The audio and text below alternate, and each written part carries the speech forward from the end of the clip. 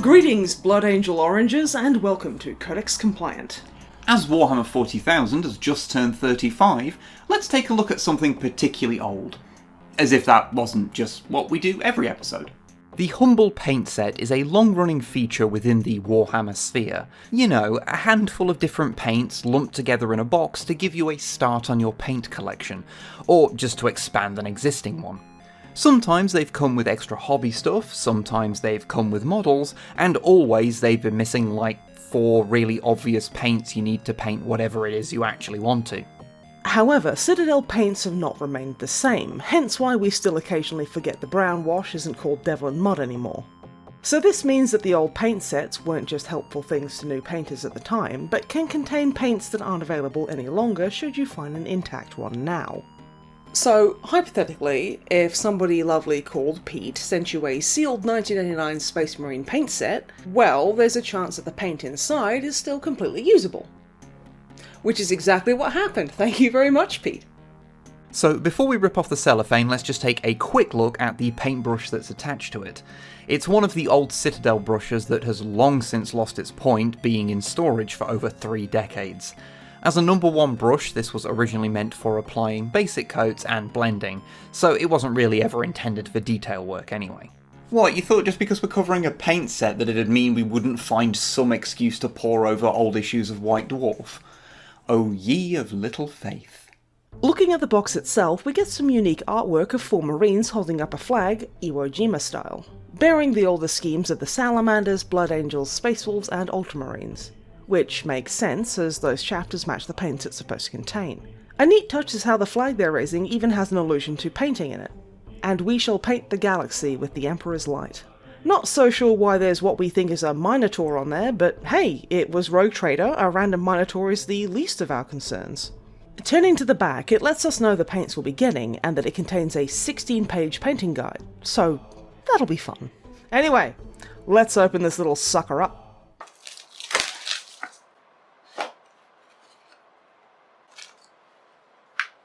Good news then, shaking the paints we can hear that they are indeed still liquid, which is generally preferable should you wish to paint using them, and opening one up we can see that the paint inside is indeed fine. Which is good, because otherwise this would have been a real short video. The paint pots themselves are much bigger than the modern Citadel ones, containing 20ml rather than the 12ml of the current pots. Their style is the same as the Codex Arms paint pots, a company who you'll sometimes hear were the ones who made the old GW paints. But that is not really true. Codex Arms is just a brand, and their paints are actually manufactured by HMG Paints, who make a lot of paints for a lot of different companies. But since Codex Arms have a range of paints said to be based on the same formulas as the old Citadel paints, and HMG used to manufacture the old Citadel paints too, well, you can see where the mix-up happens. Also, whilst we're getting unnecessarily into the weeds, although the mainline GW paints haven't used these kind of pots for decades, Forge World has used them more recently for things like weathering powders. Is that interesting? I don't know, but it is a thing that's true. The colours in this set are Bolt Gunmetal, Salamander Black, Salamander Green, Marine Dark Blue, Ultramarine Blue, Blue Grey, Wolf Grey, Terracotta and Blanche. So overall, the base colour and the highlight of the 4 featured chapters, plus a silver for all the metal bits. And a desperate hope that you have a hankering for painting a whole lot of blue. Also, the inlay wasn't just for holding the paints in the box, it had a palette, a place to store brushes, and a little divot for presumably water. Although, I suppose you don't have to put water in there, even if the plastic it's made of has, well, not survived particularly well. The other notable thing in here is the painting guide, which is, well, it's a lot more substantial than you'd expect. As well as the usual things like a step-by-step guide on how to paint a marine in the style of the time, all using at least one colour not included in this set, as is tradition, about half of the booklet goes weirdly hard on describing Space Marine iconography. Iconography that neither lines up particularly well with what we saw in the main rulebook 2 years before, or with what would come later in the edition, let alone now. Rogue Trader was just kinda freaky like that. Each of the 4 featured Space Marine chapters have the colour schemes for their chaplains, tech marines, medics and librarians described. Whilst today that'd be pretty simple, as for most chapters that'd just be black, red, white and blue respectively, the schemes described here are mostly the same as a standard troop, but with a unique symbol on a helmet that may or may not be a different colour. However, some of them do stand out a little bit, like Blood Angels chaplains, who are all black except for their legs and elbows, which are yellow and red, sort of like a goth jester.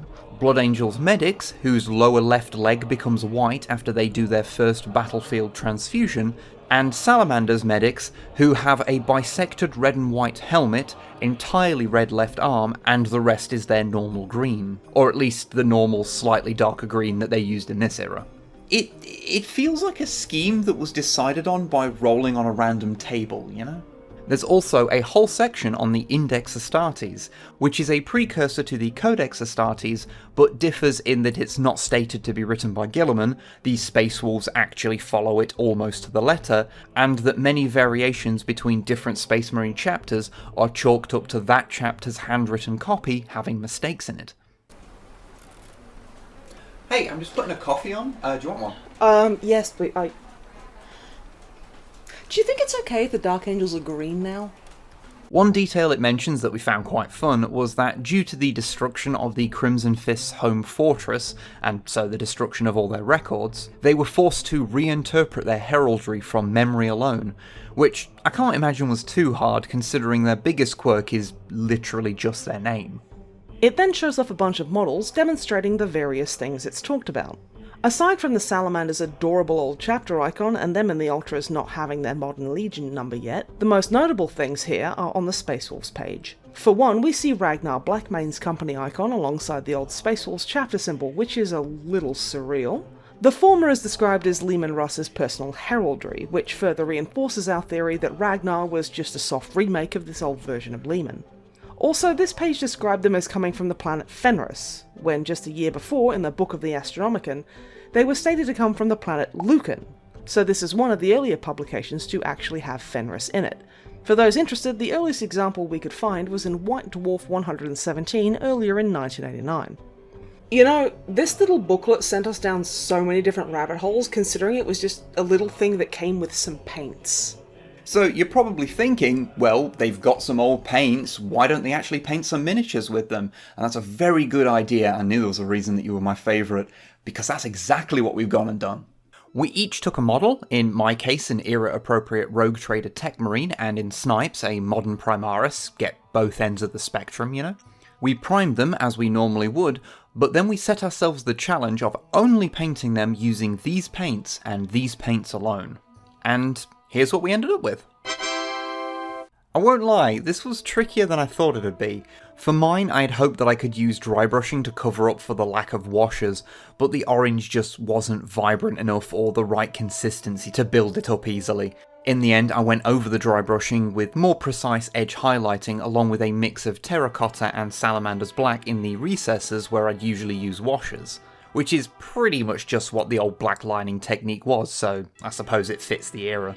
Of course, I didn't have to paint him red, as the guide says, it's not like Tech Marines were all red at this point, but that's not why he's red. He's red because he's a Blood Angel.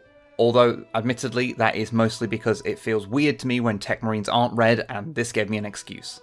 The terracotta went on really nice too. At the risk of using a somewhat overused meme, 2 thin coats was all it took. The rest of the model was done in the same manner, using a little bit of dry brushing and mixing up paints wherever I could, like mixing wolf grey with green or black to make a lighter green and grey respectively. In the end, all paints from this paint set were used somewhere on this lad, and I'm fairly happy with him, despite him looking maybe a little drab compared to how I usually paint Marines of this era. Although to be fair, I do paint them as Lamenters, so most things are more drab than that. For my Primaris, I looked at the colours and, considering the sheer amount of blues available, decided that the obvious answer was a Crimson Fist. They were mentioned in the painting guide after all. Like Wib, I also went with a dry brush technique, although that worked better since there's a wider variety of blues, and had to get creative with paint mixing to get some of the colours I wanted. For example, the brown for the leather was mixed from Blood Angel's orange, terracotta and a little bit of Salamander's black. And you don't even want to know what I had to do to get something even vaguely fitting for the purity seal. But at least it allowed me to revisit my roots as a poor art student who could only afford a set amount of paints. Ain't gonna lie, don't miss those times. I'm happy with the end result. Of course, some of the mixes I had to do weren't ideal, but I think I did pretty well considering the restrictions. The only major issue I had was that the paint pots require a fair amount of force to open, so after a while it starts to come a little keen on your thumb. Which isn't really anything to do with the paints themselves, and more a statement about the weakness of the flesh. So yeah, that was an interesting experience. Obviously this isn't how the paint sets were intended to be used, you were expected to own other paints. But regardless, it allowed us to fully experience the old paints without them being watered down, pun intended, by introducing modern paints into the mix. Plus, painting with a limited palette and without some of the usual tools we normally use is a fun challenge. Still, we really felt the lack of colours like yellow, you know? I'm sure higher level painters could tell you much more granular detail about the quality of the paints themselves, but we're not Golden Daemon winners. Although we are local GW Golden Gobbo winners, for whatever that's worth, so we will say that the paints were nice enough to use, with some being great and others merely fine. Although how many of the little issues, if any, were down to age is difficult to tell. Some were maybe a bit thin to the point that it negatively affected their coverage, but you get used to it, and we're probably only noticing that as an issue at all due to being used to the modern GW paints, which are often a little more gloopy in nature. Or at least they're prone to becoming so due to the modern pots, but that's a rant for another time. With all that said though, this was a fun little thing to look into, both the paints themselves and the weirdly in-depth painting guide. Some people swear by the older paints and go to great lengths to try and find things that replicate them, and honestly we get it. When you find a paint you get on with, it's always frustrating when they change the formula or discontinue it entirely. RIP Tin Bits, your replacement just wasn't the same. And although I don't know if any of these paints are going to be working their way into our regular usage kind of rotation, they will be very difficult to replace after all, it never hurts to have a few extra colours in your back pocket. And if nothing else, we can now say that we've used the paint named after the Blood Angels that was actually orange. Why hello there! As this video has ended up being released on the 31st of October, then happy Halloween, I suppose. Sorry the video itself isn't Halloween themed, but in our defence we started making this one at the end of August. Oh, and thank you to Zingbo who sent the tech marine that I painted in this video to the PO box. If you enjoyed the video, then you know what to do. Likes, comments, pledges of undying fealty, Patreon support at patreon.com/snipeandwib. You know it all by now.